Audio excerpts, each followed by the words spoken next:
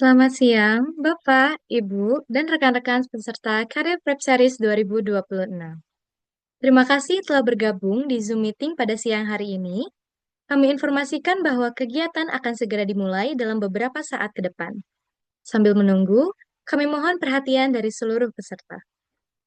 Untuk kelancaran kegiatan, kami mohon kepada seluruh peserta untuk memastikan mikrofon dalam kondisi mute selama acara berlangsung.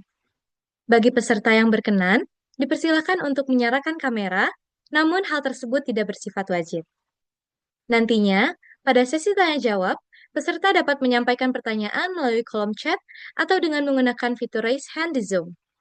Tim kami akan membantu memandu jalannya di sesi diskusi agar berjalan dengan tertib dan interaktif. Sekali lagi, kami ucapkan terima kasih atas perhatian dan kerjasamanya. Kegiatan Career Prep Series 2026 akan segera dimulai.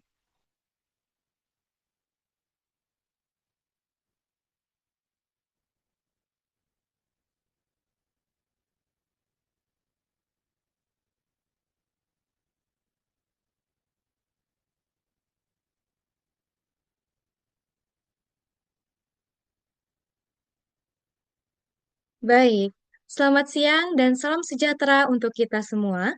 Semoga Bapak, Ibu, dan rekan-rekan mahasiswa selalu dalam keadaan sehat. Yang kami hormati narasumber pada kegiatan Career Prep Series 2026 seri keempat, yaitu Kak Najla Afia sebagai Customer Success Associate dari Kinobi, serta seluruh peserta Career Prep Series 2026 yang telah bergabung melalui Zoom Meeting pada siang hari ini. Perkenalkan, saya Cindy Orensa dari Duta Kampus ITB 2025. Pada kesempatan kali ini, saya akan memandu jalannya kegiatan Career Prep Series 2026 seri keempat dengan tema Maximize Your CV, The Gateway to Career Opportunities. Career Prep Series 2026 merupakan kegiatan rutin seminar atau webinar karir yang akan membahas mengenai soft skill yang dibutuhkan teman karir dalam persiapan memasuki dunia kerja, seperti pembuatan CV, tips and trick, buat interview, maupun proses persiapan karir lainnya. Kegiatan ini akan dilaksanakan setiap 2 minggu sekali, jadi jangan lupa untuk selalu mengikuti kegiatan ini agar teman karir siap masuk dunia kerja nantinya. Untuk kegiatan Career Prep Series 2026 seri keempat hari ini merupakan hasil kolaborasi antara ITB Career Center, Kinobi, dan IMRS ITB Student Section, yang dirancang untuk membantu mahasiswa memahami realita dunia kerja, tantangan ketenaga kerjaan, serta strategi mempersiapkan diri agar lebih siap memasuki dunia profesional tahun 2026. Sebelum kita masuk ke rangkaian acara, kami informasikan kepada seluruh peserta bahwa presensi kehadiran sekaligus pengisian feedback menjadi syarat untuk mendapatkan e-certificate dan kami akan berikan mendekati selesainya acara. Tautan presensi juga akan kami bagikan melalui kolom chat.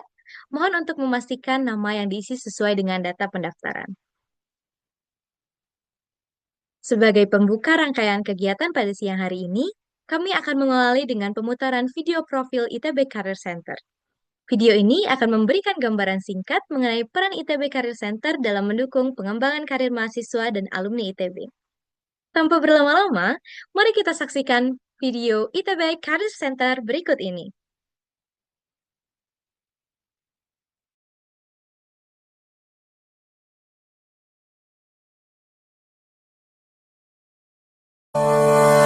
Setiap mahasiswa dan alumni memiliki potensi yang kami bantu arahkan menuju dunia karir yang cemerlang.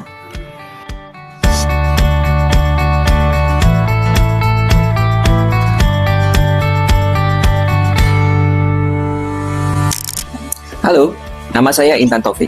Saat ini saya adalah Kepala ITB Career Center atau juga dikenal sebagai Subdirektorat Pengembangan Karir dan Kewirausahaan Mahasiswa. Unit ini berada di bawah Direktorat Kemahasiswaan ITB.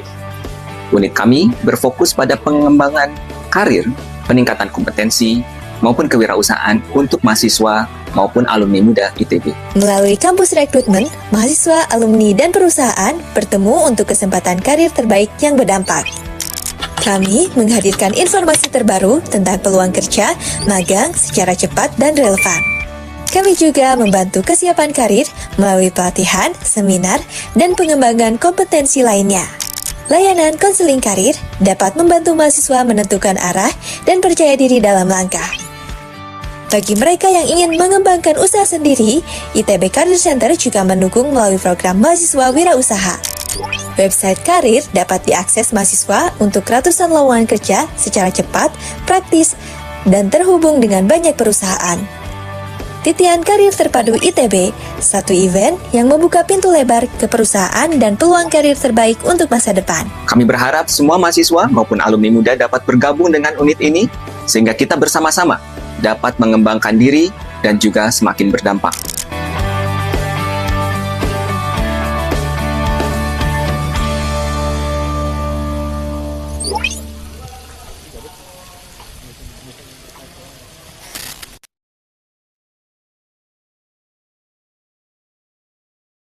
Terima kasih. Semoga video tersebut dapat memberikan gambaran mengenai layanan dan dukungan yang disediakan oleh ITB Career Center bagi mahasiswa dan alumni. Bagi teman-teman karir yang ingin memanfaatkan layanan atau program ITB Career Center seperti pada tayangan video tersebut, silakan mendaftar pada member www.karir.itb.ac.id/registration. Dapat dilihat pada screen.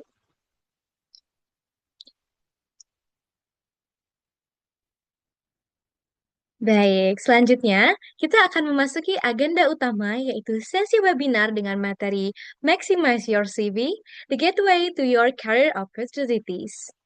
Pada sesi ini, peserta akan mendapatkan wawasan mengenai penyusunan CV yang tidak hanya rapi dan benar, tapi juga mampu menonjolkan potensi, pengalaman, dan nilai unik yang kamu miliki sehingga bisa meningkatkan peluang lolos seleksi administrasi dan membuka banyak pintu kesempatan karir di masa depan.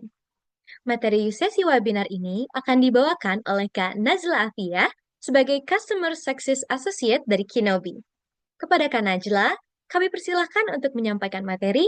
Waktu dan layar kami persilahkan. Oke, baik. Halo, selamat siang teman-teman semuanya.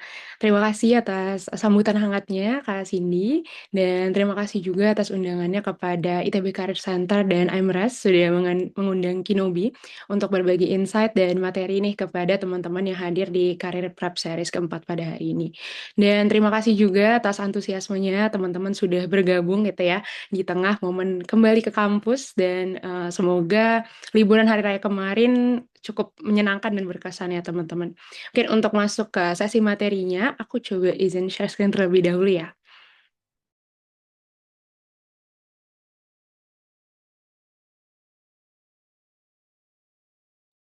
Oke, apakah sudah terlihat?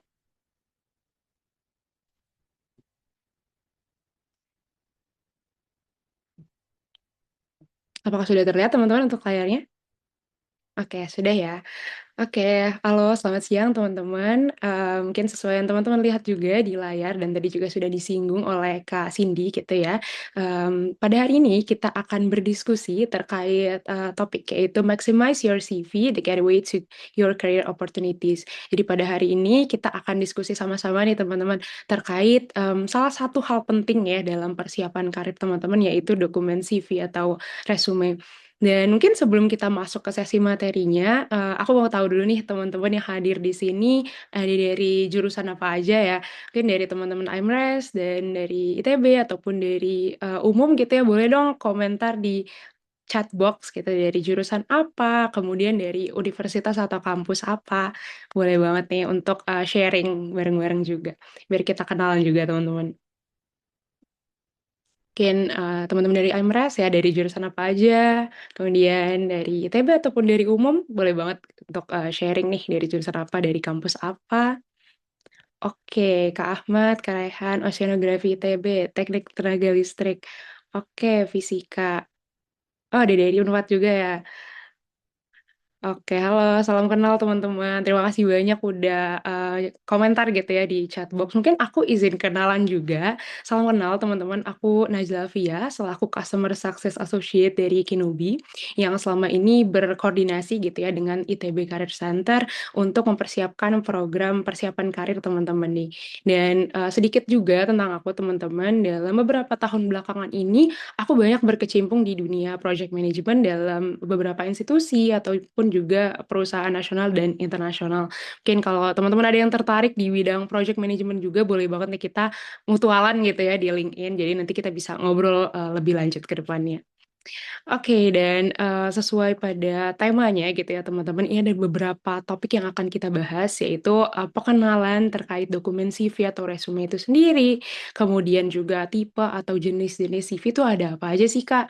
Selanjutnya juga format, perjalanan dari CV itu sendiri, dan tentunya tips and trick yang bakal aku bagi nih ke teman-teman terkait dengan optimalisasi dokumen CV atau resume teman-teman. Jadi pastiin teman-teman bergabung sampai akhir sesi ya, biar nggak ketinggalan insight-nya juga.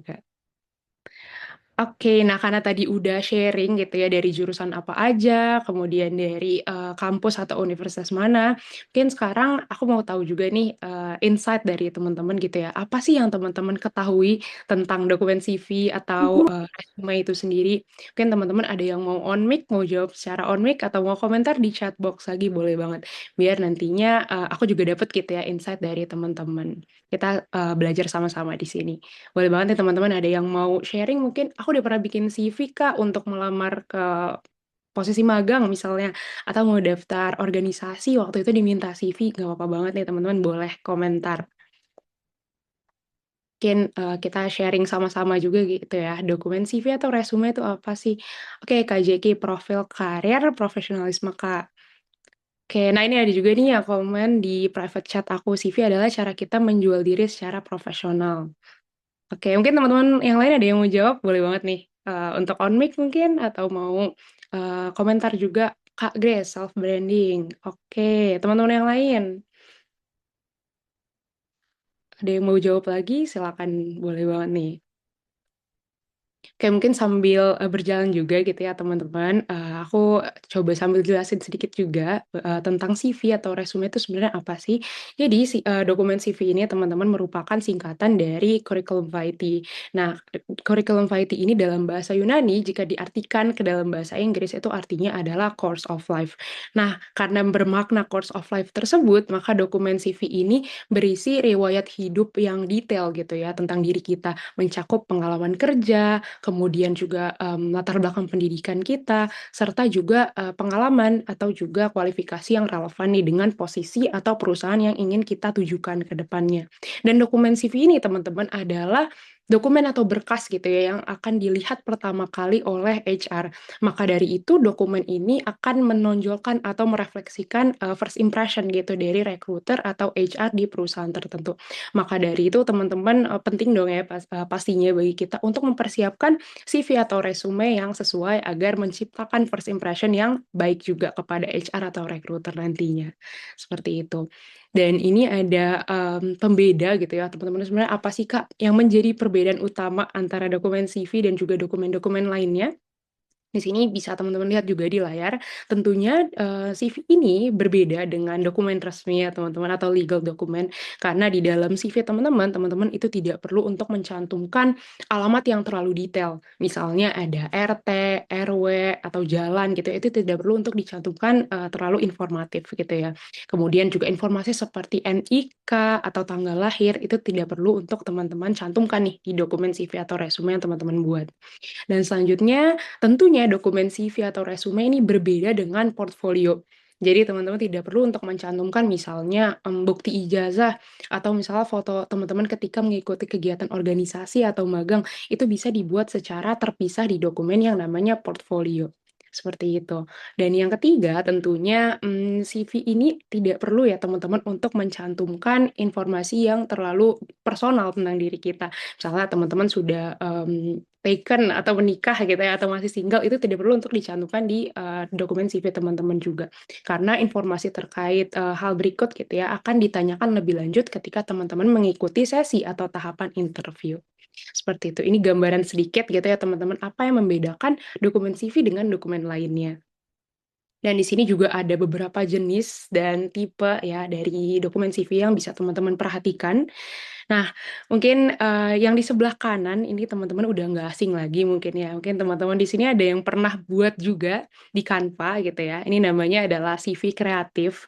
Nah, namun ada juga nih jenis lainnya teman-teman di sebelah kiri yang lebih rapih gitu ya kelihatannya dan biasa dikenal dengan CV ATS. Nah, namun kenapa Kak yang kreatif tadi ditulis atau diberi keterangan non ATS? Nah, mungkin aku izin jelasin gitu ya teman-teman apa yang menjadi pembeda utama antara CV kreatif dan CV ATS ini dan kenapa diberi tanda non ATS gitu CV yang kreatif. Jadi ada suatu sistem teman-teman yang digunakan oleh beberapa perusahaan gitu ya yang namanya ATS atau Applicant Tracking System. Jadi ini adalah sistem yang digunakan perusahaan ketika mereka ingin menyortir kandidat seperti itu. Jadi agar lebih kebayang teman-teman, aku bakal jelasin alurnya gitu ya. Yang pertama, HR atau recruiter dari perusahaan tertentu mereka akan memasukkan kata kunci yang mereka butuhkan nih untuk suatu posisi tertentu. Misalnya mereka pernah melakukan posting di Instagram sebanyak 3 kali dalam sebulan, misal seperti itu. Itu adalah kata kunci yang dibutuhkan oleh recruiter gitu ketika ingin merekrut kandidat di posisi tertentu. Selanjutnya, ketika CV atau resume dari kandidat tersebut masuk, nantinya akan di-scan atau di-screening gitu ya. Mana sih sekiranya kata kunci yang paling sesuai atau relevan dengan kata kunci yang tadi sudah dimasukkan HR. Dan ketika sudah terbaca gitu ya, nanti akan ada semacam kategorisasi nih teman-teman. CV yang sudah masuk tersebut akan dibagi menjadi 3 bagian. Yang pertama dari kata kuncinya yang paling sesuai gitu ya dengan kata kunci yang dibutuhkan HR akan diberikan tanda hijau karena paling match gitu ya, paling sesuai dengan kata kunci yang dibutuhkan HR-nya. Selanjutnya yang kedua ada juga indikator warna oranye atau orange. Nah, itu yang paling tengah-tengah ya teman-teman. Lumayan sesuai dengan kata kuncinya namun nggak sesuai juga gitu. Dan yang terakhir tentunya ada tanda yaitu warna merah. Jadi CV-CV yang tidak memiliki kata kunci yang relevan secara otomatis akan tersortir gitu dan tidak dilanjutkan ke tahap screening atau pembacaan CV berikutnya gitu oleh HR. Jadi seperti itu teman-teman sedikit gambaran tentang sistem ATS dan untuk CV kreatif ini teman-teman kenapa gitu diberi tanda non ATS karena kadangkala CV yang kreatif ini ketika kita simpan dari misalnya tadi ya tool seperti Canva akan tersimpan dalam bentuk JPG atau PNG gitu. Jadi ketika ingin disesuaikan kata kuncinya gitu, yang ingin dicari oleh sistem ATS tadi itu cenderung tidak terbaca, teman-teman. Maka dari itu, teman-teman penting banget untuk memiliki CV yang ATS friendly agar teman-teman yang pengalaman yang sudah teman-teman cantumkan gitu ya di dokumen CV atau resume teman-teman dapat terbaca dan harapannya bisa juga untuk dilanjutkan ke tahap screening berikutnya. Seperti itu, ini sedikit tentang perbedaan antara CV yang ATS friendly dan non ATS friendly, teman-teman. Dan berikutnya juga di sini ada format atau struktur dari CV yang ATS itu seperti apa. Di sini ada beberapa poin, teman-teman. Yang pertama, tentunya untuk pembuatan CV ATS sendiri, pastikan untuk jumlahnya itu hanya sebanyak 1 halaman saja. Nah, kenapa gitu, Kak? Kenapa 1 halaman aja? Pengalaman aku kan ada banyak. Nah, kenapa gitu ya, teman-teman perlu untuk mencantumkan atau membuat CV yang singkat namun juga padat? Karena sebagai informasi juga, teman-teman, HR ini atau recruiter dalam beberapa perusahaan, mereka hanya memiliki waktu yang singkat nih untuk membaca CV dari kandidat yang masuk. Karena tentunya dalam perusahaan tertentu, posisi tertentu akan ada banyak pelamar gitu yang ingin mendaftar ke posisi tersebut. Maka dari itu mereka memiliki waktu yang amat sangat singkat gitu untuk membaca CV kita. Dan harapannya teman-teman bisa menyusun CV yang sesuai gitu dengan pengalaman-pengalaman yang relevan dalam jumlah yang singkat gitu. Dan saran dari aku juga teman-teman, kalau misal teman-teman ngerasa, aduh sayang Kak, pengalaman aku nggak dimasukin gitu. Kalau lebih dari 1 halaman, maksimal banget itu 1,5 lembar halaman aja teman-teman, nggak lebih dari itu. Pastikan untuk jumlahnya tidak terlalu panjang agar memudahkan recruiter membaca pengalaman dan juga kemampuan yang teman-teman miliki. Seperti itu. Dan untuk poin yang kedua di sini, CV yang teman-teman buat pastikan itu juga harus rapih dan mudah dibaca gitu ya. Mungkin seperti yang teman-teman lihat di layar, contohnya itu masing-masing section atau masing-masing bagian itu dapat dibaca dengan mudah gitu ya. Ada pengalaman organisasi, kemudian juga latar belakang pendidikan, itu bisa dibedakan misalnya dengan tanda bold gitu ya, atau diberi garis agar memudahkan rekruter membaca pengalaman teman-teman. Seperti itu, dan pastikan juga font yang teman-teman gunakan itu profesional ya tentunya ya, seperti Times New Roman, kemudian juga Arial, dan size atau ukurannya juga itu menyesuaikan masing-masing font yang teman-teman gunakan. Dan pastikan juga marginnya tidak terlalu dekat gitu ya ke garis kertas yang teman-teman buat CV-nya. Seperti itu. Dan untuk poin ketiga, pastikan CV teman-teman ini wajib mesti kudu banget ya teman-teman, pastikan CV yang teman-teman buat itu gak ada atau terhindar dari typo, karena juga mencerminkan profesionalitas kita gitu sebagai kandidat.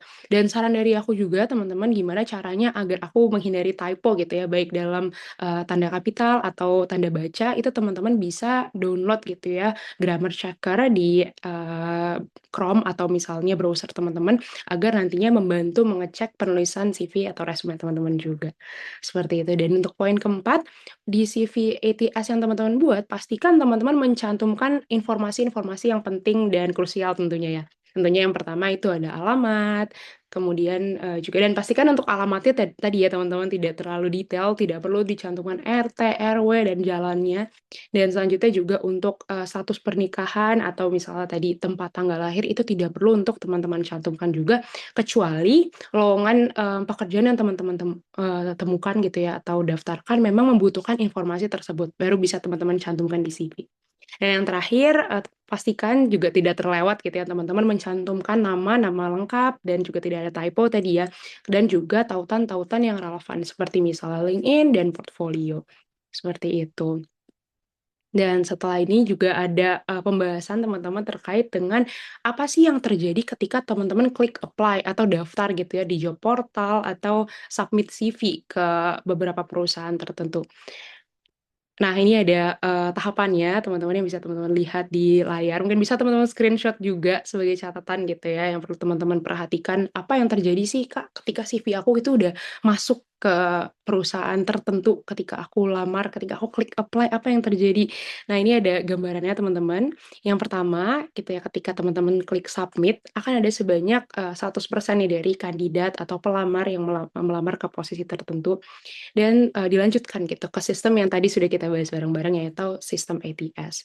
Nah, di mana di sistem di screening ATS ini CV-CV akan kategorisasikan tadi ya menjadi bagian tertentu, yang ada yang warna hijau, oranye, dan juga warna merah. Dan akan ada sebanyak 25% nih teman-teman dari tahap screening tadi yang dilanjutkan ke tahap first glance. Nah, tahap first glance ini adalah tahap ketika HR yang akan turun tangan langsung gitu ya. Mereka akan langsung membaca CV yang sudah disortir tadi nih lewat sistem ATS.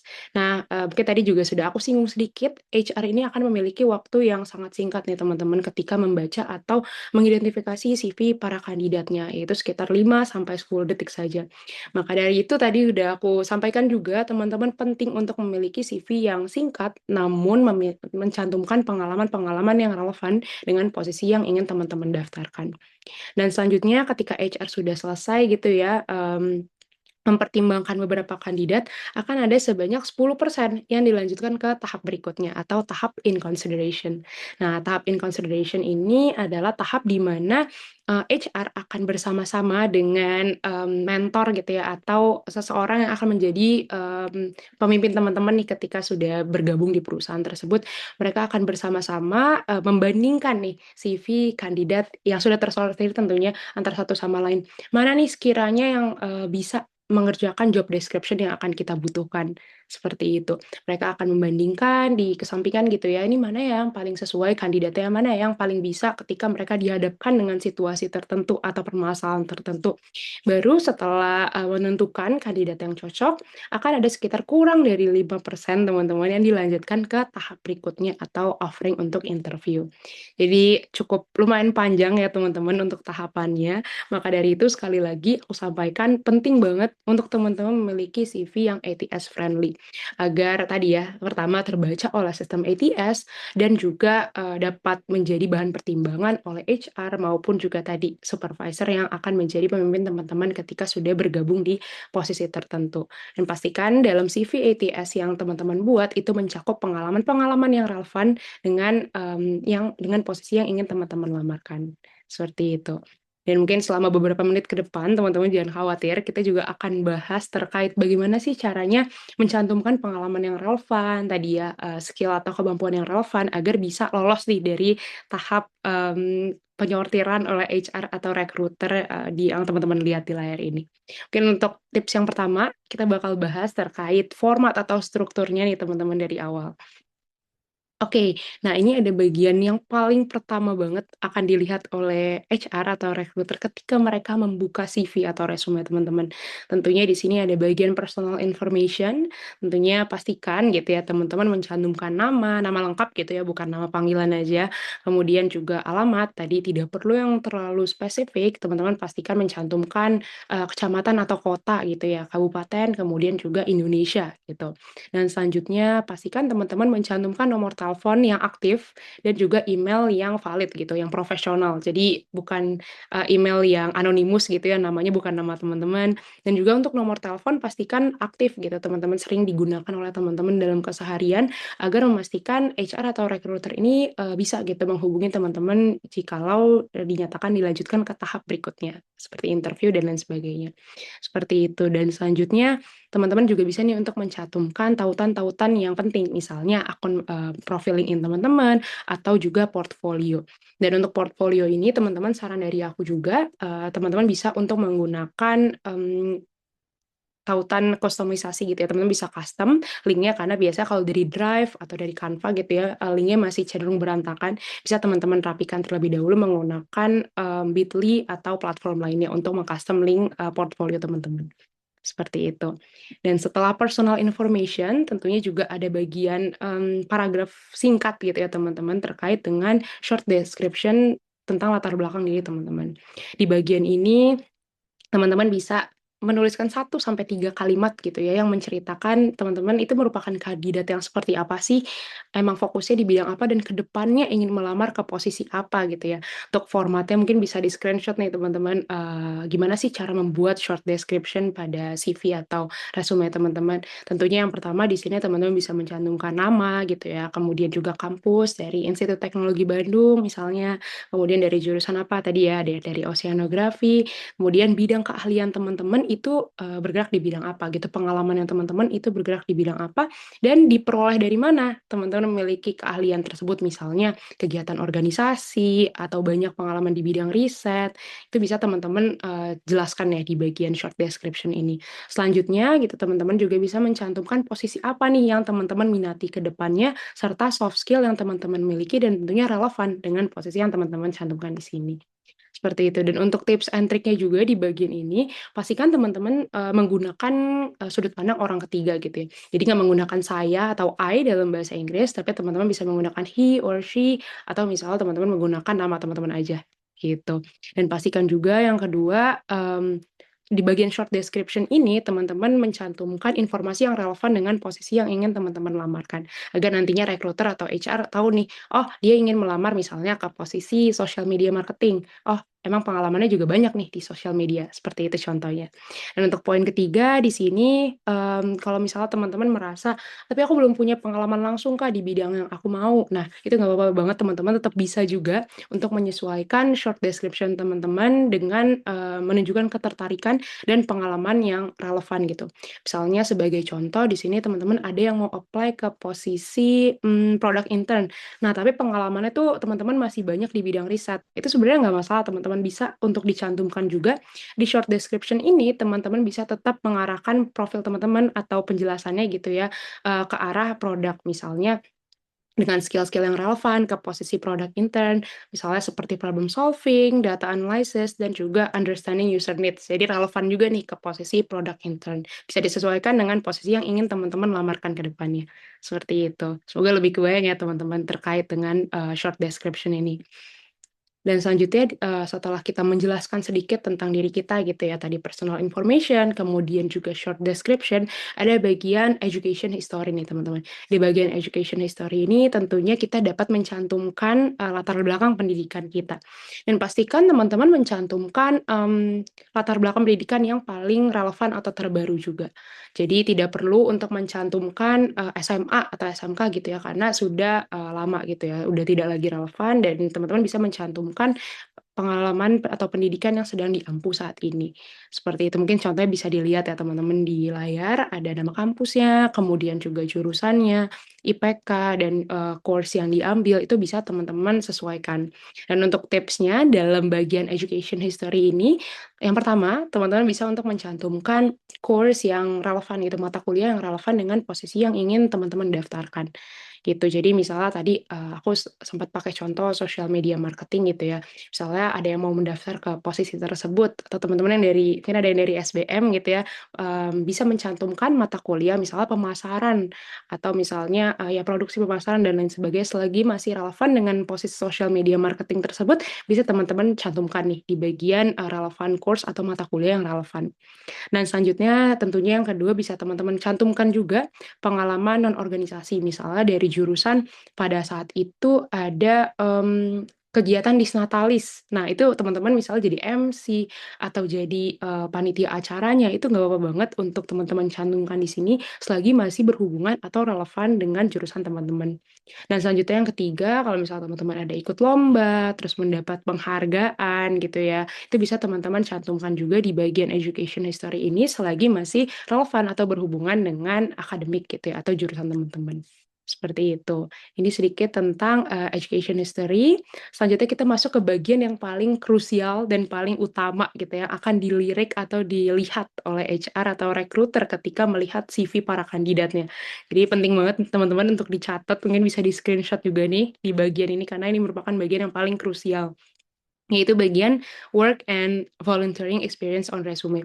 Jadi sebenarnya bagian ini teman-teman bagian yang menjelaskan atau mencantumkan gitu ya pengalaman bekerja kita atau misalnya pernah mengikuti kegiatan volunteer, itu penting banget untuk dimasukkan di bagian ini karena agar nantinya HR ini bisa melihat oh kandidat ini pernah mengerjakan job description yang serupa dengan posisi yang ingin dia lamarkan.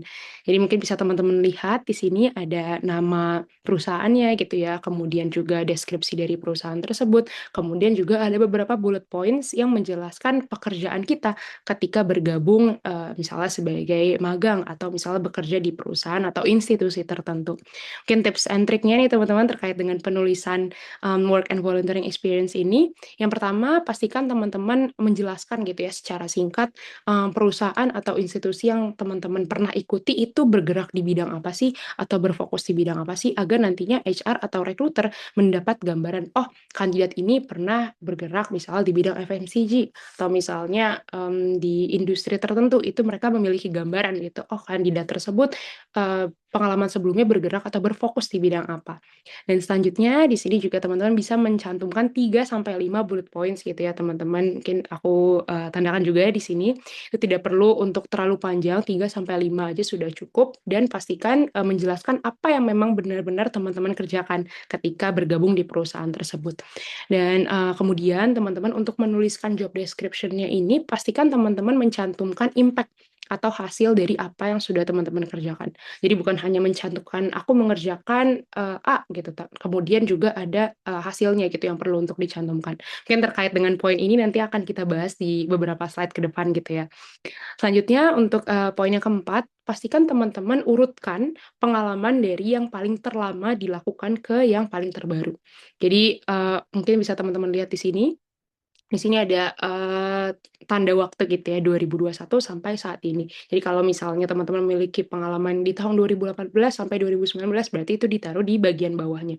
Jadi diurutkan dari yang paling terlama dilakukan ke yang paling terbaru dilakukan atau hingga saat ini gitu ya. Oke, nah mungkin ini agar lebih kebayang teman-teman terkait dengan poin yang ketiga tadi, bagaimana caranya kita mencantumkan impact dalam job description yang kita cantumkan di pengalaman bekerja atau volunteer tadi gitu ya. Sini mungkin bisa teman-teman lihat, sini sudah aku cantumkan juga contohnya gitu ya. Gimana sih cara penulisan impact yang sesuai dan efektif juga. Dan di sini ada rumusnya yang bisa teman-teman catat dan screenshot.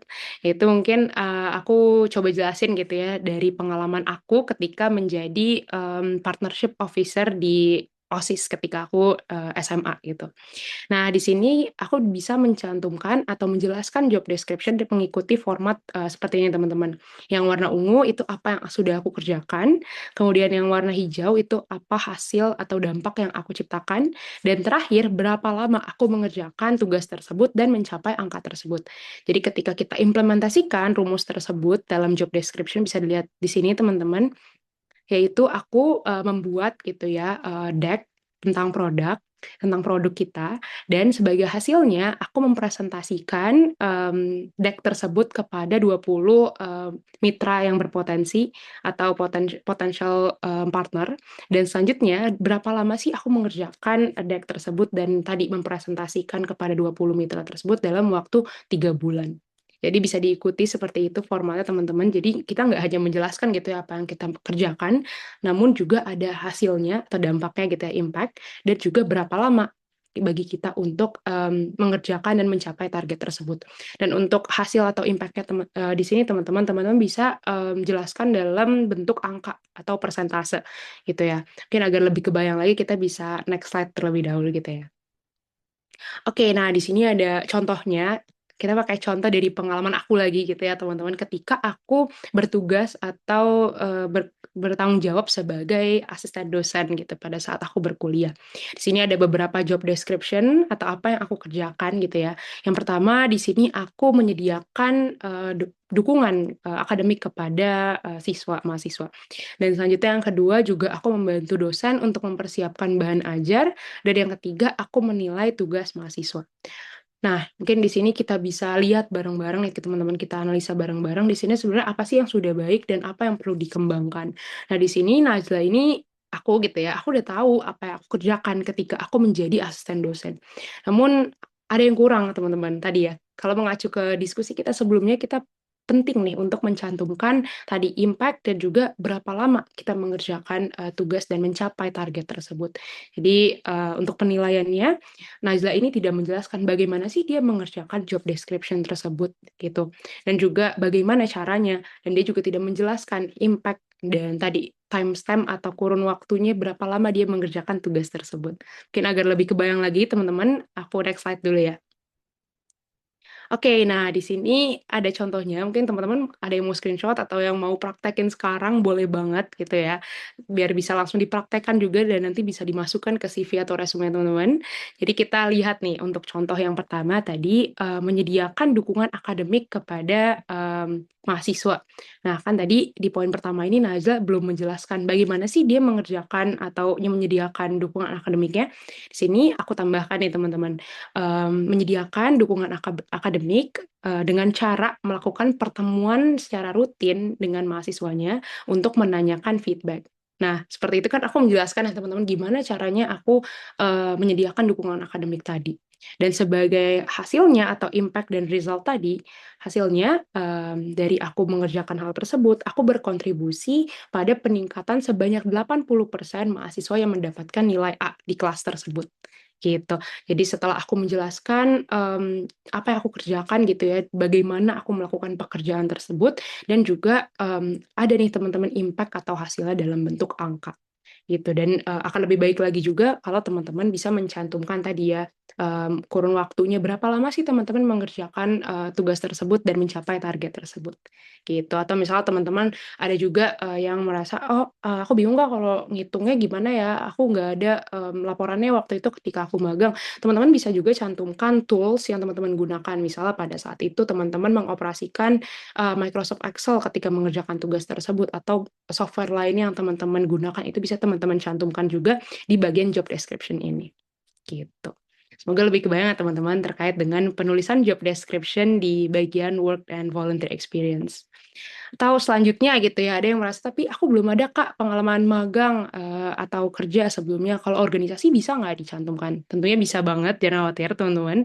Untuk formatnya kurang lebih sama seperti yang tadi, yaitu, yang pertama teman-teman bisa, cantumkan nama organisasinya, kemudian juga jelaskan sedikit gitu ya, satu kalimat aja cukup, organisasi bergeraknya di bidang apa sih, visi misinya apa, dan juga, pastikan teman-teman mencantumkan 3 sampai 5 bullet point tadi ya, terkait apa yang sudah teman-teman kerjakan dan tentunya ikuti format yang tadi, cantumkan impact atau hasil dari apa yang sudah teman-teman kerjakan.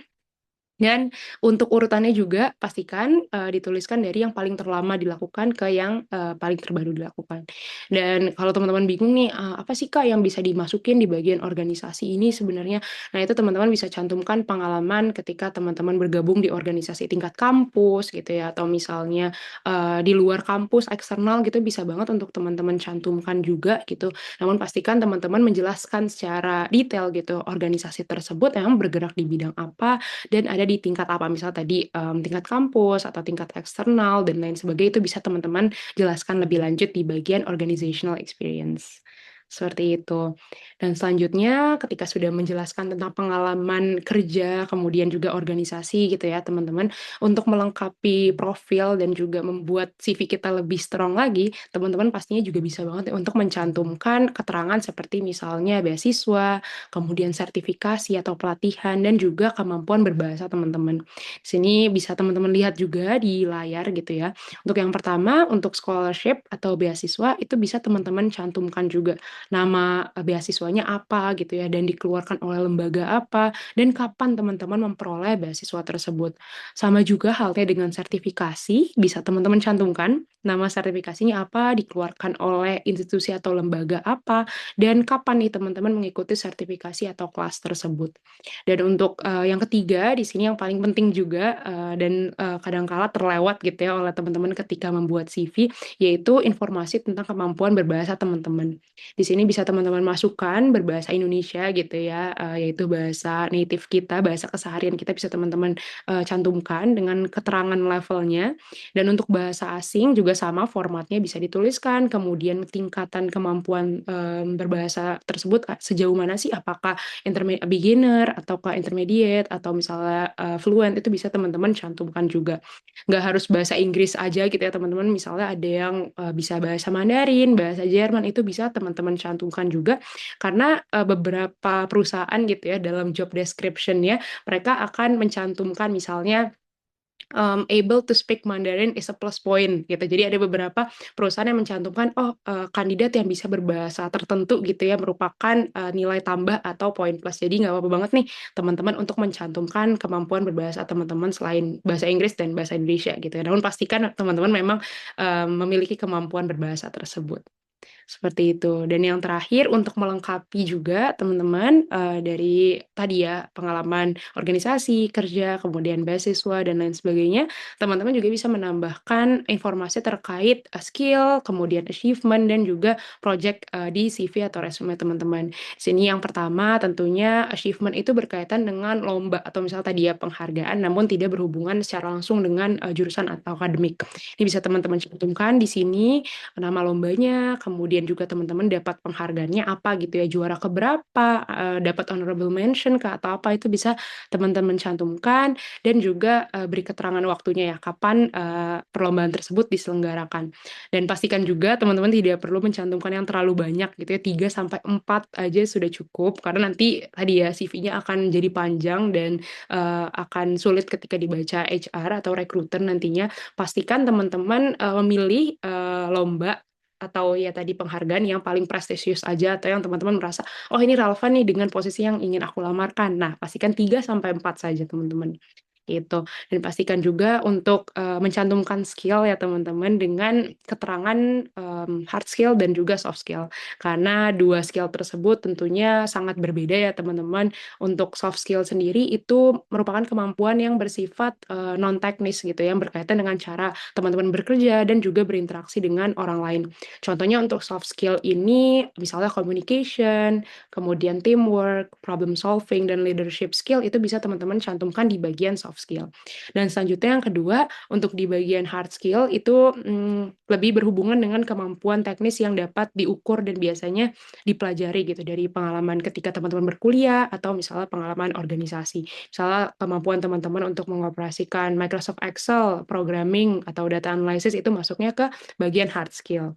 Seperti itu. Dan untuk project di sini teman-teman misalnya ketika teman-teman um, bergabung ke organisasi gitu ya, ada program kerja tertentu, atau misalnya teman-teman sama temennya gitu pernah bangun inisiatif tertentu, misal menanam mangrove atau kegiatan lainnya volunteer, itu bisa teman-teman cantumkan juga di bagian ini. Pastikan teman-teman mencantumkan nama kegiatannya, kemudian juga organisasi yang mengadakan kegiatan tersebut, dan juga tadi ya tahun atau waktu kapan kegiatan tersebut diselenggarakan. Gitu.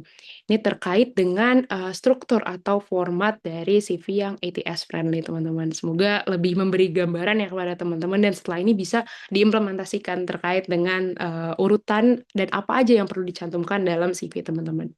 Dan selanjutnya juga di sini ada tips lagi teman-teman yang pastinya bakal manjur untuk diterapkan di pembuatan CV teman-teman. Mungkin aku next slide dulu ya.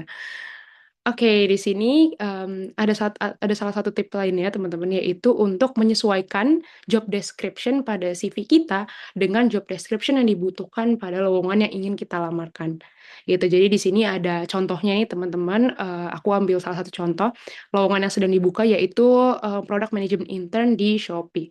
Dan di sini juga sudah aku bantu kategorikan ada beberapa kata kunci yang disebutkan dalam job description tersebut. Nah, ini mungkin teman-teman bisa lihat gitu ya, ada beberapa keyword seperti collaborate, kemudian create product solution, data driven, gather insight, dan high business impact. Ini udah aku beri tanda gitu ya teman-teman. Mungkin agar lebih kebayang lagi, aku coba next slide terlebih dahulu.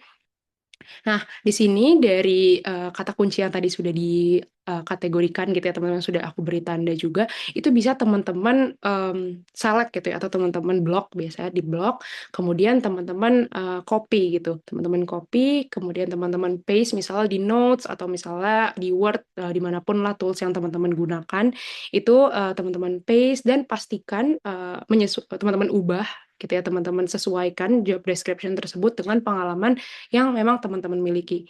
Mungkin ini aku kasih gambarannya juga dari kata kunci yang tadi sudah ada di job description. Ada beberapa kata kunci yang aku hapus gitu ya. Mungkin tadi aku menyesuaikan dengan yang sudah diberi tanda aja gitu. Dan di sini aku ganti dengan X, Y, dan Z itu agar bisa diubah dengan pengalaman yang pernah aku lakukan. Mungkin agar lebih kebayang lagi nih teman-teman, coba kita next slide dulu ya. Oke, nah ini ada beberapa kata kunci yang masih ada gitu ya. Dari tadi collaborate misalnya, ini sudah aku sesuaikan juga dengan kata atau job description yang akan aku masukkan ke CV aku gitu. Misalnya tadi di job description di lowongan tersebut, mereka mencantumkan kata kunci collaborate. Nah, di CV yang akan aku buat di job description-nya, itu aku mencantumkan kata kunci yang sama juga. Misalnya di sini collaborate effectively, namun di sini aku sesuaikan pada saat aku berpengalaman misalnya menjadi product management intern di perusahaan lain, pada saat itu aku berkolaborasi dengan 5 stakeholder gitu ya untuk meningkatkan product solution yang pada akhirnya berdampak atau berimpact pada apa, itu bisa disesuaikan dengan pengalaman kita gitu. Jadi bisa teman-teman sesuaikan tadi ya job description-nya di copy atau di blok terlebih dahulu, dan teman-teman modifikasi atau ubah kembali, di adjust gitu ya dengan pengalaman yang memang teman-teman miliki. Jadi nanti ketika tadi ya di screening atau diidentifikasi oleh sistem ATS tadi, CV teman-teman itu sudah terbaca dan memiliki kata kunci yang sama gitu dengan apa yang dibutuhkan oleh HR atau recruiter untuk posisi dan perusahaan tertentu. Gitu. Mungkin setelah ini bisa teman-teman coba praktekkan gitu ya, teman-teman buka iklan posisi atau pekerjaan tertentu yang teman-teman inginkan, baru tadi di copy, di blok gitu ya, di copy, di paste, dan disesuaikan dengan pengalaman yang teman-teman miliki. Seperti itu. Dan untuk tips terakhir, teman-teman, di sini juga ada beberapa poin yang perlu untuk teman-teman perhatikan. Yang pertama, di sini pastikan teman-teman memiliki skill yang memang dibutuhkan atau diminta di posisi tersebut. Karena skill dan pengalaman tentunya adalah dua hal yang berbeda gitu ya, teman-teman. Misalnya teman-teman di sini ada yang mau melamar ke posisi software engineer gitu.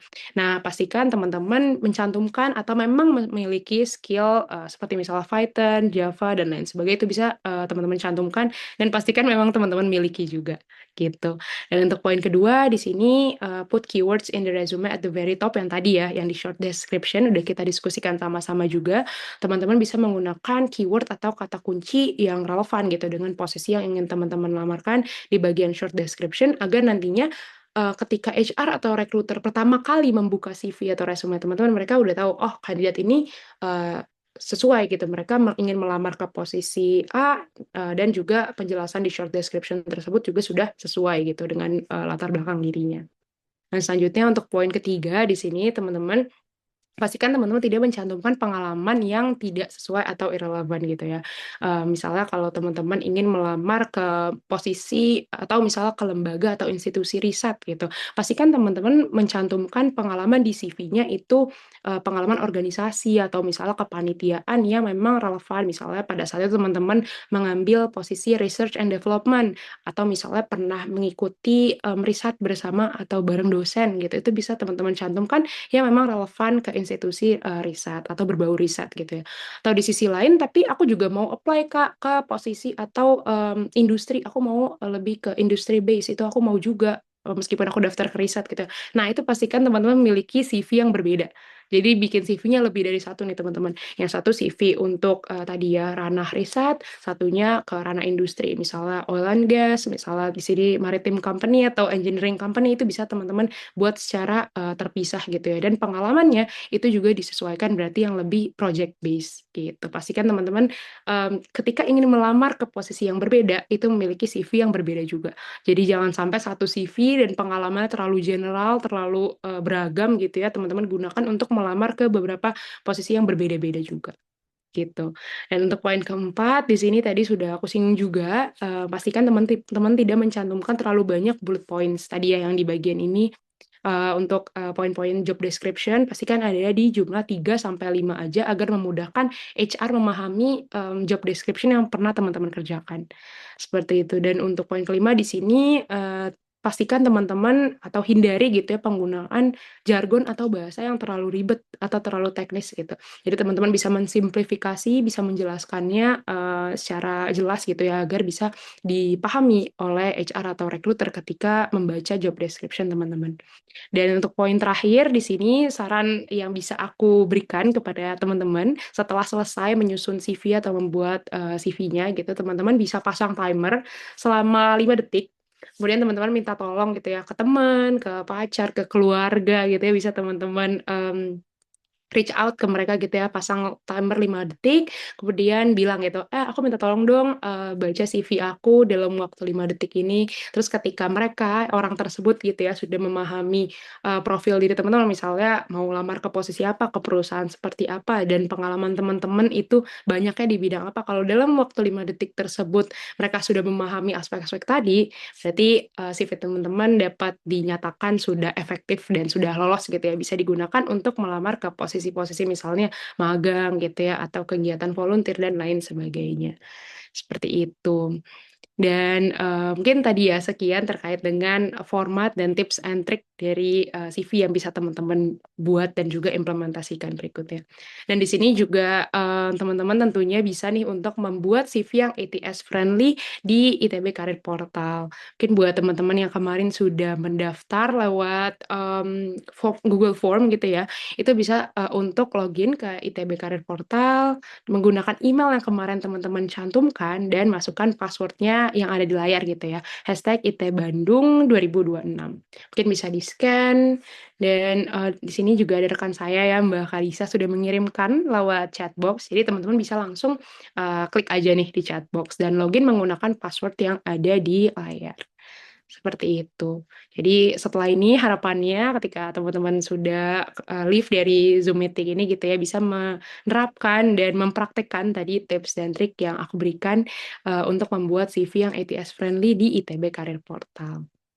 Oke, mungkin bisa diakses ya teman-teman di chatbox dan kalau ada kendala mungkin ada yang terkendala untuk login bisa untuk private chat ke Mbak Alisa atau ke aku juga boleh. Nanti kita coba untuk sesuaikan akunnya. Seperti itu dan selanjutnya juga di sini ada feedback form dari Kinobi gitu ya, agar nantinya aku dan tim Kinobi juga, tahu nih apa yang sudah baik dan apa yang perlu dikembangkan ke depannya. Dan kalau misal dari teman-teman ada, masukan gitu ya terkait dengan topik, terkait persiapan karir, apa yang ingin, tim Kinobi bahas gitu ya, bisa teman-teman cantumkan atau sertakan juga di form berikut. Silakan mungkin dari, Mbak Halisa juga akan mengirimkan juga gitu ya, feedback formnya. Oke, sudah dikirimkan. Terima kasih Mbak Kalisa. Mungkin teman-teman bisa langsung akses juga. Oke, dan mungkin sekian gitu ya materi dan insight yang dapat aku berikan. Semoga dapat bermanfaat untuk teman-teman dan bisa diimplementasikan ke depannya dalam persiapan karir dan juga dalam perkuliahan sehari-hari. Mungkin aku kembalikan kepada Kak Cindy. Terima kasih. Baik, terima kasih kepada Kak Najla atas pematerian materi yang sangat insightful dan relevan banget nih dengan kondisi dunia kerja saat ini.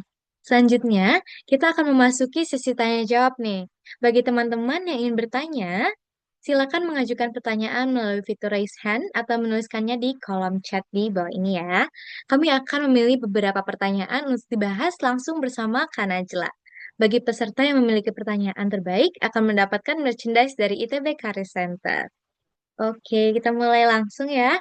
Boleh mungkin ada yang memiliki pertanyaan, bisa langsung raise hand atau diketik di kolom chat.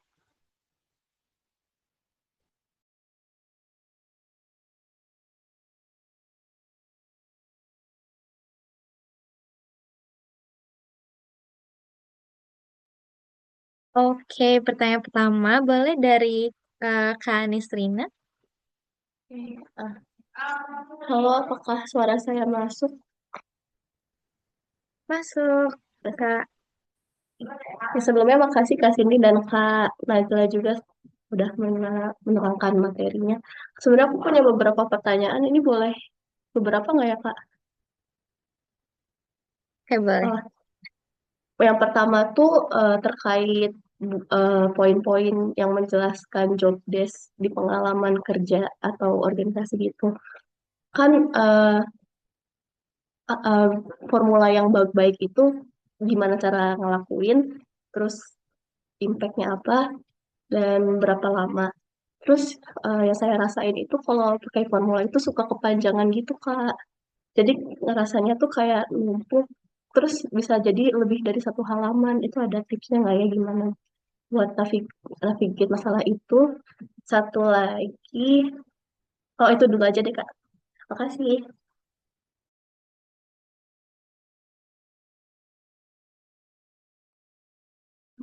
Oke, untuk pertanyaannya di compile dulu ya. Mungkin yang dari raise hand ada lagi atau kita lihat yang dari chat ya. Oke, kita akan bagi menjadi dua sesi, teman-teman. Jadi yang sesi pertama ini akan tiga pertanyaan dulu, nanti habis itu dijawab oleh Kak Najla. Habis itu sesi kedua, karena masih ada pertanyaan, kita lanjut ke yang tiga pertanyaan lagi ya.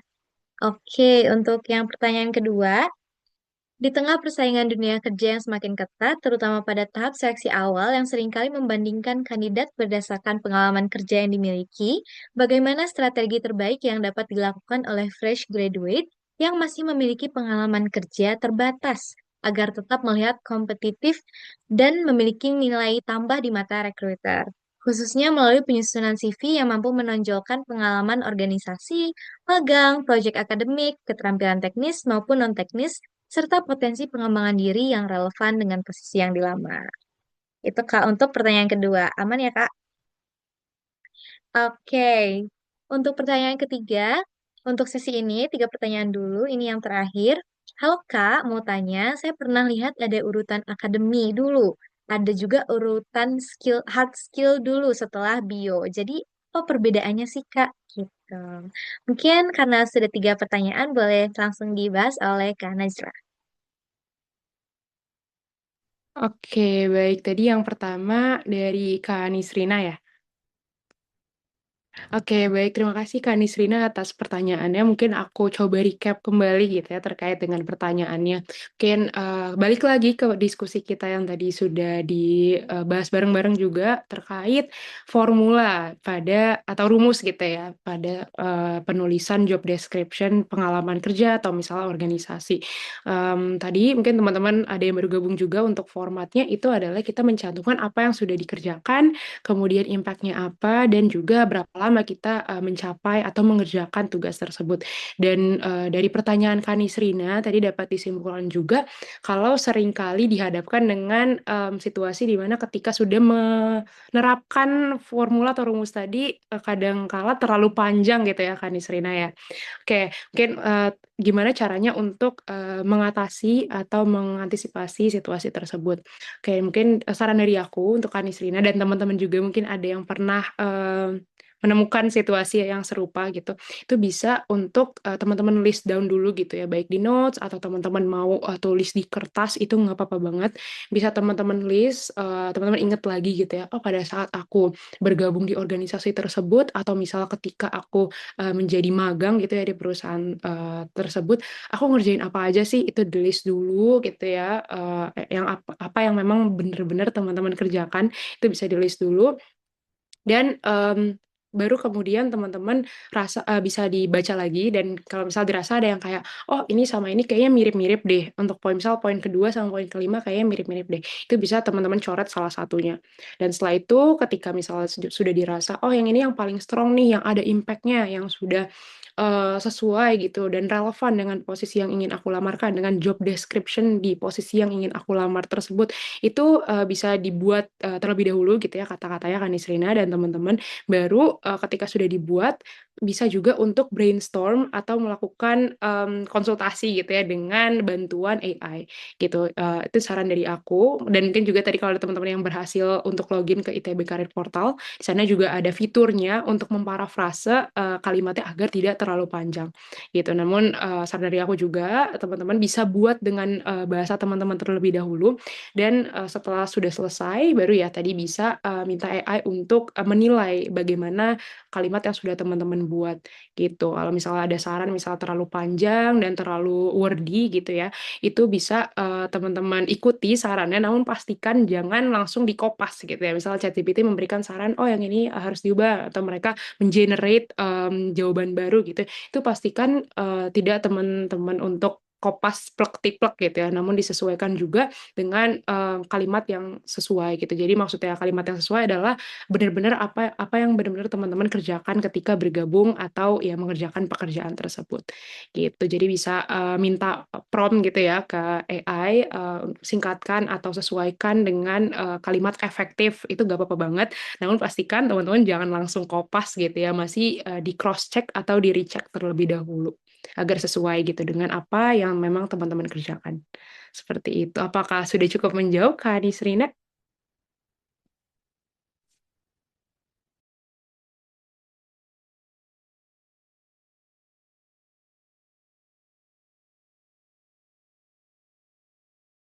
Oke, dari Kanisrina cukup katanya Kak. Oke, baik. Berarti ini selanjutnya ke pertanyaan yang kedua ya dari Kak. Siapa? Maaf. Dari Kak Yunia Kak. Oke, yang di chat box ini ya, bagaimana strategi yang dapat dilakukan oleh fresh grad yang memiliki pengalaman kerja terbatas, namun agar tetap terlihat kompetitif dan memiliki nilai tambah di mata rekruter, khususnya melalui penyusunan CV yang mampu menonjolkan pengalaman organisasi, magang, proyek akademik, keterampilan teknis maupun non-teknis, serta potensi pengembangan diri yang relevan dengan posisi yang ingin dilamar. Oke, mungkin tadi sudah disinggung gitu ya, secara garis besarnya apa yang dapat dilakukan, termasuk oleh fresh grad juga gitu Kak Yunia, bisa untuk mengoptimalisasi LinkedIn dengan format atau struktur yang tadi sudah aku jelaskan gitu. Karena di persaingan dunia kerja yang semakin ketat juga sesuai yang Kak Yunia cantumkan di sini tadi ya, banyak kemunculan role atau juga posisi yang baru gitu di dunia pekerja gitu. Jadi sebagai dampaknya HR atau recruiter gitu akan memiliki beban pekerjaan yang juga semakin padat gitu. Dan banyak dari perusahaan yang pelan-pelan beradaptasi tadi menggunakan sistem ATS tadi. Dan bagaimana caranya sebagai fresh graduate untuk menyesuaikan dengan dinamika tersebut, yaitu pertama tadi Kak Yunia bisa mengimplementasikan tips dan trik yang tadi sudah dijelaskan, yaitu menyesuaikan job description yang Kak Yunia cantumkan di CV dengan apa yang tersedia di job description lowongan yang ingin Kak Yunia daftarkan.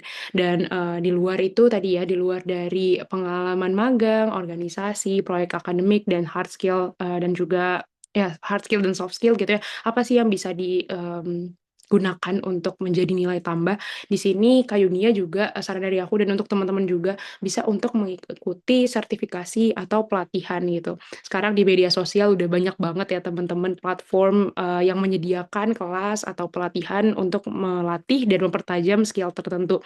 Misalnya dari Kak Yunia mau melamar ke posisi tertentu itu bisa dicari gitu ya keywordnya di media sosial, bootcamp atau pelatihan sertifikasi di posisi atau skill tertentu itu akan menjadi nilai tambah juga nih untuk memperkuat dari pengalaman magang ataupun organisasi yang sudah dimiliki.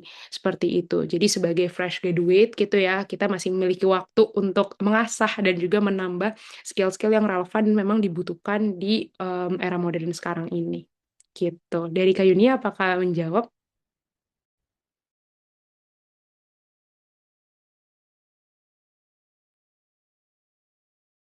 Sudah menjawab kata Kak Yuni ya. Oke, baik. Terima kasih kembali.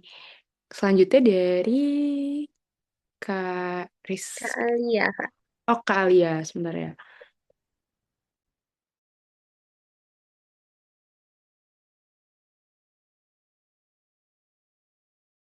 Oke, dari Kak Alia di sini saya pernah lihat ada urutan akademi dulu, ada juga urutan skill, hard skill dan soft skill dulu setelah bio. Jadi apa perbedaannya? Oke, mungkin terkait dari struktur atau format gitu ya dalam penulisan CV-nya. Mungkin dari Kak Alia sebelumnya udah lihat kita contoh CV yang lain, ada yang mencantumkan akademik terlebih dahulu dan diikuti dengan soft skill dan hard skill. Oke, nah sebenarnya untuk urutannya tidak ada ketentuan keharusan untuk seperti itu gitu ya Kak. Misalnya hard skill di bagian bawah. Namun tadi dari materi yang sudah aku sampaikan, kenapa untuk soft skill dan hard skill itu diletakkan di bagian bawah? Karena kita mencantumkan bagian akademik tadi ya, data diri terlebih dahulu, kemudian juga latar belakang akademik, pengalaman organisasi, pengalaman kerja, baru diikuti dengan skill di bagian bawah karena sudah menjadi recap atau hasil dari keseluruhan yang sudah kita jelaskan di bagian atas. Misalnya tadi ya, dari pengalaman atau latar belakang pendidikan kita pernah dapat achievement atau dapat penghargaan tertentu. Dan selanjutnya misalnya di pengalaman kerja kita pernah mengoperasikan misalnya Microsoft Excel dan misalnya juga pernah menciptakan impact atau hasil tertentu. Nah, setelah menjelaskan pengalaman-pengalaman tadi, baru di bagian akhir kita tutup gitu ya dari pengalaman-pengalaman di atas, soft skill atau hard skill yang kita miliki itu ada apa aja sih? Kita sebutkan gitu ya secara detail dan rinci dan tentunya juga relevan dengan posisi yang ingin kita lamarkan. Jadi untuk urutannya sebenarnya tidak ada ketentuan khusus Kak Alia, namun tadi dari materi yang aku berikan itu memiliki objektif seperti tadi untuk memberi ringkasan kepada recruiter gitu ya. Setelah menjalankan beberapa pengalaman gitu ya, kita memiliki atau memperoleh beberapa skill yang berkaitan dengan hard skill dan soft skill tadi, makanya diletakkan di bagian bawah atau bagian akhir. Seperti itu Kak Alia. Apakah sudah menjawab juga? Tuh Kak Alia, terima kasih atas pertanyaannya Kak Alia.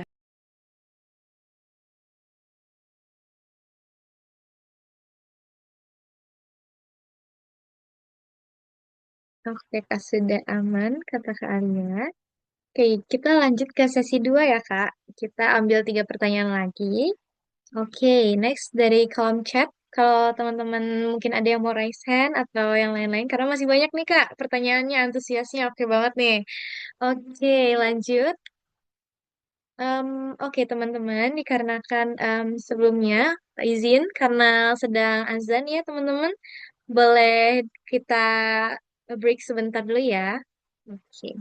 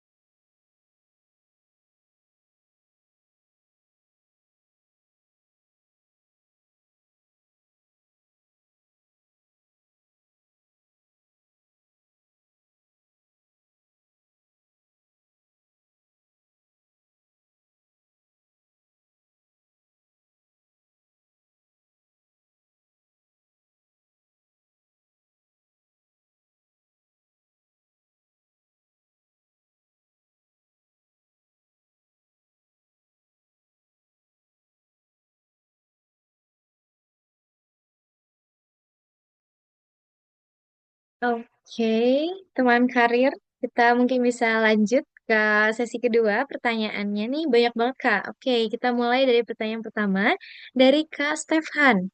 Izin bertanya terkait penggunaan bahasa pada CV untuk perusahaan yang ada di Indonesia. Direkomendasikan menggunakan bahasa Indonesia atau bahasa Inggris, Kak. Sekian dan terima kasih. Oke, selanjutnya untuk yang kedua, pertanyaan kedua dari Kak Fauzan. Izin bertanya lewat chat, Kak, karena sedang hujan besar. Jika kita memiliki pengalaman menjadi asisten penelitian dan proyek di kampus, apakah baik kita jika dimasukkan ke bagian riwayat pekerjaan saja? Oke, itu dari Kak Fauzan. Selanjutnya yang ketiga dari Kak Alif. Jika memiliki pengalaman bekerja yang tidak sesuai dengan yang akan dilamar, apakah sebaiknya dimasukkan ke CV atau tidak? Sekian Kak untuk sesi kedua kali ini. Oke, baik. Terima kasih Kak Cindy udah dibacakan gitu ya terkait dengan pertanyaan dan terima kasih juga teman-teman sudah bertanya. Mungkin yang pertama dari Kak Stefan terlebih dahulu gitu ya. Pertanyaannya berkaitan dengan CV yang digunakan ketika ingin melamar ke perusahaan yang ada di Indonesia gitu ya. Menggunakan bahasa Indonesia atau bahasa Inggris untuk CV-nya. Nah, terkait ini untuk Kak Stefan gitu ya, itu bisa dicek kembali untuk iklan atau, lowongannya itu dibuka dengan, menggunakan bahasa Indonesia atau bahasa Inggris. Ketika mereka menggunakan bahasa Indonesia, itu diperbolehkan, Kak Stefan gitu untuk submit CV yang menggunakan bahasa Indonesia. Dan di sisi lain, kalau misalnya memang iklan tersebut atau lowongan tersebut dijelaskan dalam bahasa Inggris gitu ya, Kak Stefan juga bisa menggunakan CV yang berbahasa Inggris, gitu. Namun, Kak Stefan dan teman-teman juga penting untuk mengecek kembali nih perusahaan tersebut, skala perusahaannya sudah, di tingkat apa gitu, meskipun ada di Indonesia gitu ya, tapi bisa dicek dulu skalanya itu apakah dia perusahaan nasional atau lokal gitu, baru, nggak apa-apa gitu ya menggunakan bahasa Indonesia udah cukup.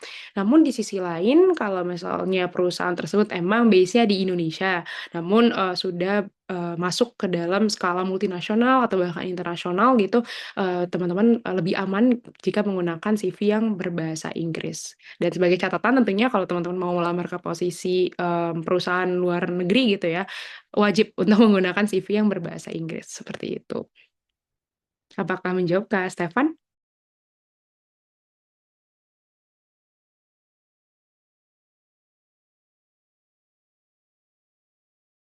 Oke, sudah menjawab ya, Kak Stefan, dan selanjutnya di sini ada pertanyaan dari Kak Fauzan. Oke, berkaitan dengan pengalaman asisten penelitian dan proyek di kampus gitu ya, baik jika dimasukkan ke bagian riwayat pekerjaan. Oke, betul sekali gitu ya, karena, pengalaman menjadi asisten penelitian itu cukup intens juga ya, dilakukannya secara day to day atau, sehari-hari dan mirip juga dengan kerja profesional. Jadi, sangat, diperbolehkan gitu ya bagi Kak Fauzan dan teman-teman lainnya juga kalau memiliki pengalaman yang sama sebagai asisten penelitian, itu dimasukkan ke bagian tadi, work experience yang di bagian atas, gitu. Itu, silakan untuk dimasukkan dan pastikan juga, cara penulisannya itu profesional. Maksudnya gimana, Kak, penulisannya profesional? Yaitu untuk job description-nya itu bisa, teman-teman sesuaikan gitu ya, apa yang teman-teman kerjakan dalam, keseharian dan juga tadi ada impact yang jelas gitu dan berapa lama teman-teman mengerjakan tugas tersebut. Dan pastikan, kegiatan teman-teman menjadi asisten penelitian ini, memang relevan dengan posisi yang ingin teman-teman lamarkan ke depannya, gitu.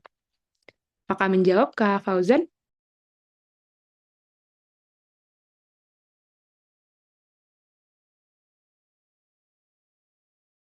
Oke, selanjutnya, setelah Kak Fauzan dari Kak Muhammad Alif ya, Kak Cindy? Oke, selanjutnya di sini jika memiliki pengalaman bekerja yang tidak sesuai dengan, posisi yang akan dilamar itu dimasukkan ke CV atau tidak gitu ya.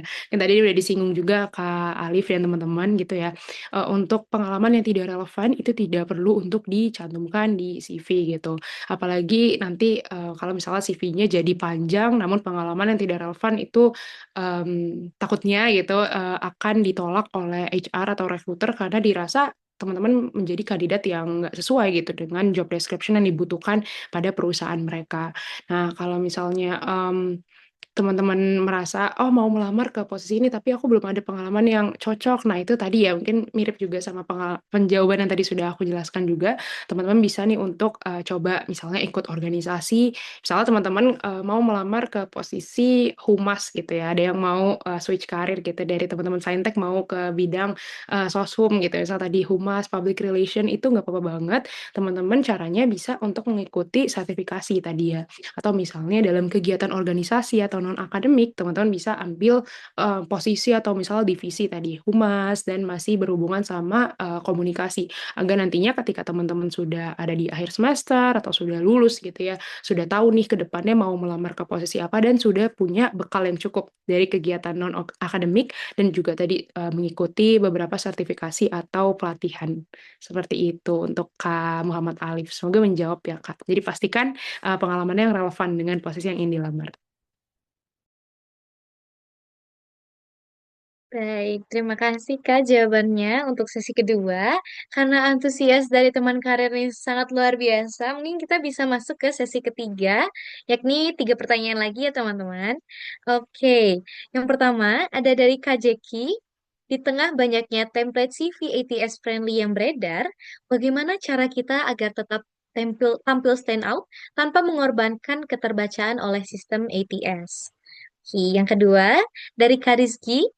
Untuk CV Pro Hire, apakah memiliki format dan cakupan yang sama dengan yang dipresentasikan? Thank you. Oke. Yang ketiga nih Kak, yang terakhir. Untuk project, kalau nggak ada project resmi gitu, adanya project kelas atau praktikum, apakah bisa dimasukkan ke dalam CV? Kalau di portofolio kan sebenarnya sudah banyak yang dimasukin kalau dilihat di LinkedIn. Seperti itu Kak untuk 3 pertanyaan di sesi 3. Silakan dibahas oleh Kak Najla.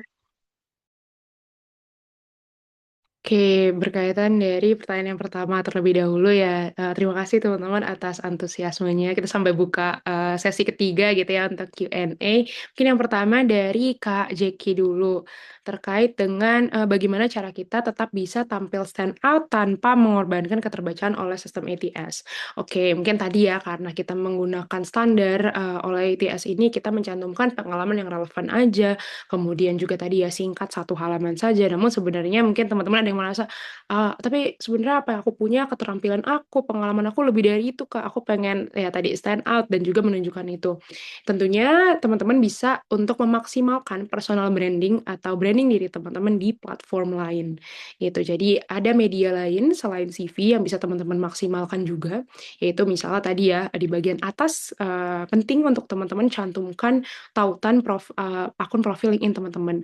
Dan tentunya, sebagai info juga teman-teman, HR atau recruiter ini mereka akan cek nih, akun profil LinkedIn teman-teman. Kenapa? Karena setelah melihat, pengalaman yang sudah kita cantumkan di CV, mereka akan perlu, validasi atau kredibilitas juga, "Oh bener nggak sih kandidat ini benar-benar mengerjakan tugas tersebut?"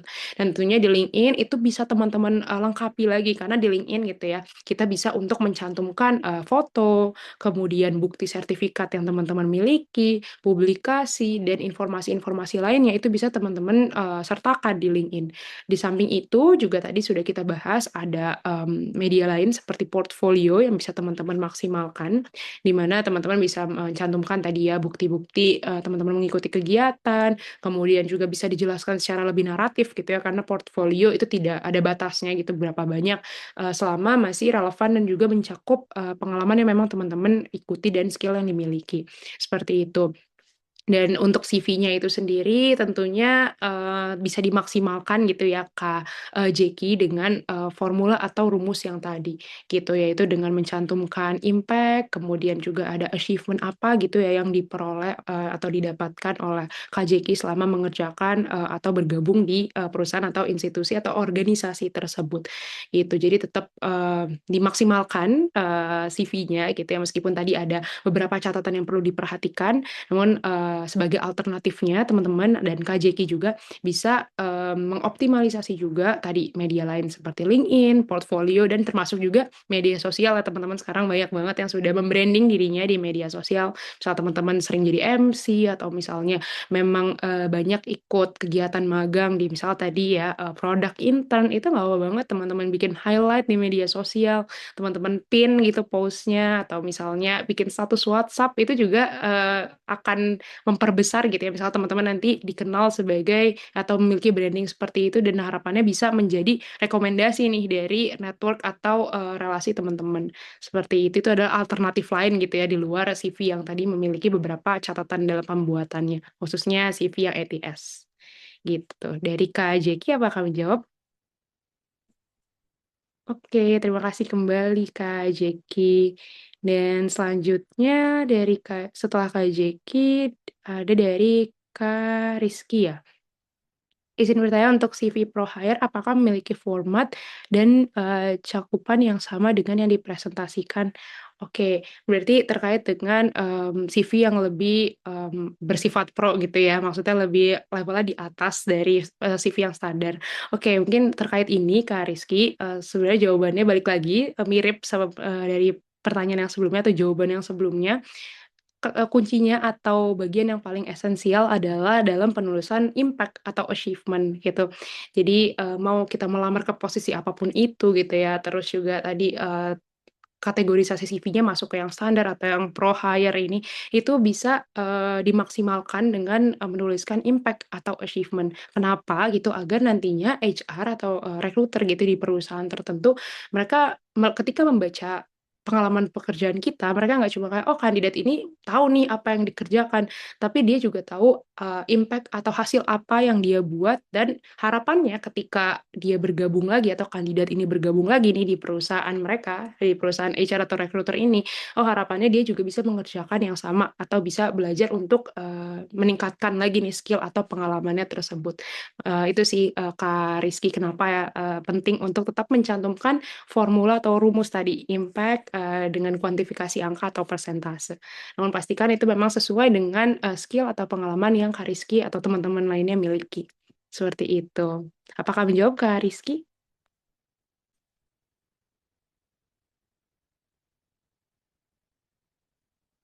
Oke, semoga menjawab ya. Selanjutnya mungkin ada dari Kak Naila.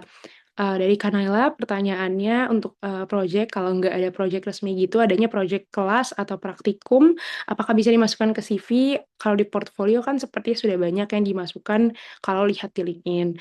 Oke, nah ini berkaitan dengan akademik gitu ya, misalnya project di kelas atau praktikum. Nah itu nggak apa-apa banget Kak Naila bisa dicantumkan di bagian tadi education history. Karena project di kelas atau praktikum itu kan berarti masih relevan atau masih terasosiasi dengan kegiatan akademik gitu ya. Atau ya perkuliahan keseharian itu bisa dicantumkan di bagian education history atau keterangan kuliah atau ya tadi ya informasi di mana Kak Naila berkuliah itu kan tadi ada beberapa bullet points ya itu bisa untuk dicantumkan di situ. Kak Naila bisa cantumkan mata kuliah yang relevan, kemudian juga tadi ya misalnya ada kegiatan dari jurusan, ada kegiatan Disnatalis atau misalnya ada perayaan apa dari jurusan Kak Naila jadi panitia atau misalnya jadi MC dan setelahnya di achievement tadi ya, itu termasuk juga project bisa kan Naila untuk cantumkan di bagian itu. Jadi selagi masih relevan dengan perkuliahan, masuknya ke bagian education history. Itu bisa dijelaskan nama proyek di kelas tersebut apa, nama praktikumnya apa gitu ya. Misalnya ada publikasi tertentu atau judul dari proyeknya itu bisa dicantumkan dan diberi keterangan tahunnya kapan sih Kak Naila menjalankan proyek di kelas tersebut. Seperti itu. Apakah menjawab, Kak Naila?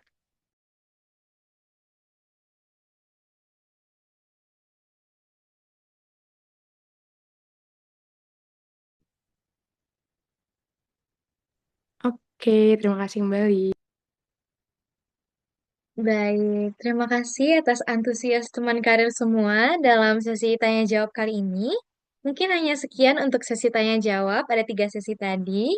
Jadi bagi teman-teman yang tidak sempat terjawab pertanyaannya, jangan khawatir, nanti bisa disampaikan di kesempatan lainnya ya. Oke, karena setelah melakukan sesi tanya jawab, untuk Kanaja silakan untuk memilih 3 pertanyaan terbaik yang akan mendapatkan merchandise menarik dari ITB Career Center. Silakan Kak. Oke, mungkin dari aku tadi aku pilih ada beberapa pertanyaan ya, tiga, tiga ya, 3 pertanyaan ya kasih dia. Oke, yang pertama ada dari Kak Yunia. Oke, pertanyaan dari Kak Yunia. Selanjutnya juga em, pertanyaan dari Kak Jeki. Oke, dan yang terakhir dari Kak Naila. Oke, selamat teman-teman. Selamat kepada teman karir yang telah mendapatkan kesempatan menjadi penanya terbaik dan nantinya akan mendapatkan merchandise dari ITB Career Center nih. Silakan menghubungi WhatsApp ITB Career Center di nomor 081 111 19463 untuk informasi pengambilan merchandise-nya ya. Terima kasih. Selanjutnya, sebagai bentuk apresiasi dan terima kasih atas ilmu, wawasan, serta pengalaman berharga yang telah diberikan kepada sesi webinar hari ini, perwakilan dari IMRS ITB Student Section yaitu Kak Raihan Ramadan sebagai Presiden IMRS ITB Student Section akan melakukan penyerahan e-certificate kepada pemateri yakni Kak Najla.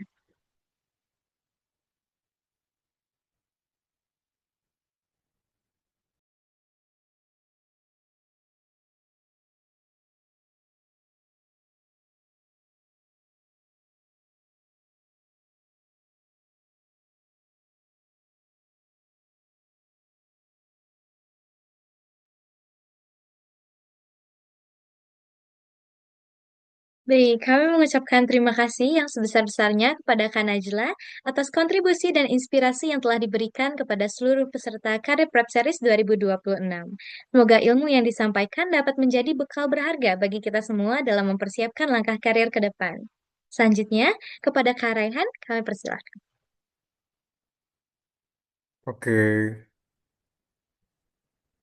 oke, thank you Cindy sebelumnya. Di sini sebelumnya aku mau menyampaikan terima kasih banyak untuk Kak Najla, Cindy, Kinobi dari TB Career Centers. By the way, aku juga di sini bikin CV-nya pakai Kinobi ya, sangat useful dan impactful banget. Aku juga udah langganan ITB Career Center, juga punya akun teman-teman. Jadi jangan lupa prepare your career path from now. Ya pokoknya terima kasih banyak ya, sangat impactful dan semoga acara ini tuh berlanjut juga baik bagi teman-teman semua dan bermanfaat juga bagi teman-teman semua. Sekali lagi aku ucapkan terima kasih.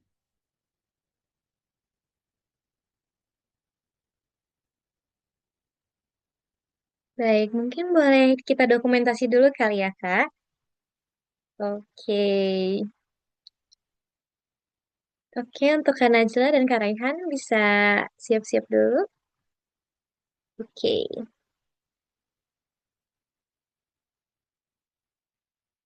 1, 2, 3.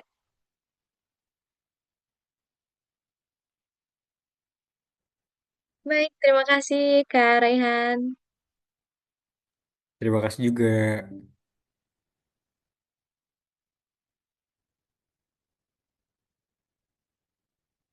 Baik teman-teman, dengan demikian penyerahan e-sertifikat secara simbolis kami sampaikan. Terima kasih sekali lagi kami ucapkan kepada Kak Najla. Semoga dapat kembali berkolaborasi di waktu yang mendatang ya Kak. Peserta Karya Prep Series 2026 sekalian, tibalah kita berada di penghujung acara pada hari ini. Terima kasih atas antusiasme dan partisipasi aktif dari seluruh peserta, serta terima kasih kepada narasumber dan tim Kinobi atas kolaborasi dan sharing yang sangat bermanfaat pada kegiatan hari ini.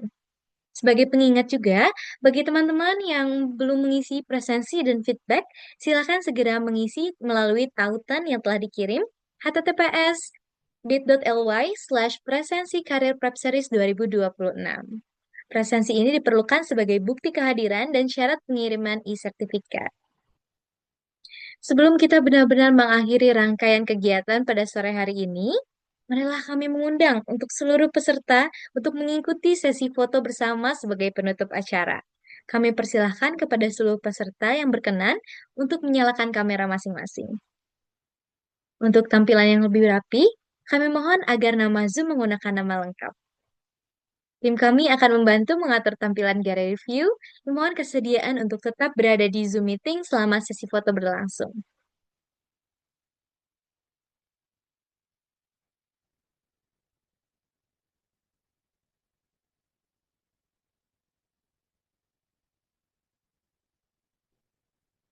Ya, baik, teman-teman, silakan untuk menyalakan kamera. Bagi yang berkenan, kita akan melakukan sesi dokumentasi.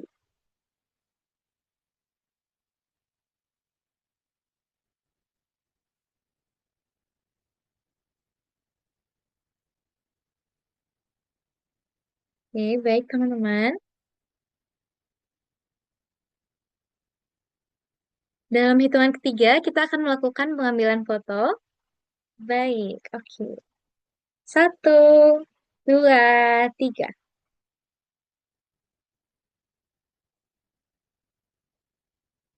Mungkin boleh sekali lagi. 1, 2, 3.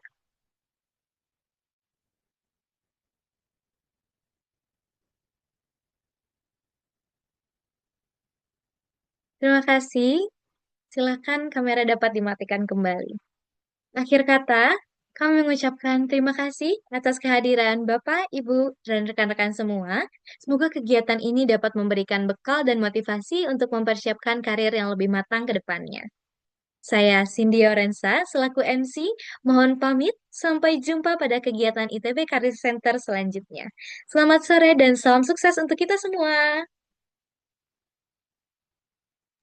Sore, terima kasih Kak Cindy, Kak Raihan, dan Emras juga. Semangat untuk teman-teman semua. Terima kasih semuanya.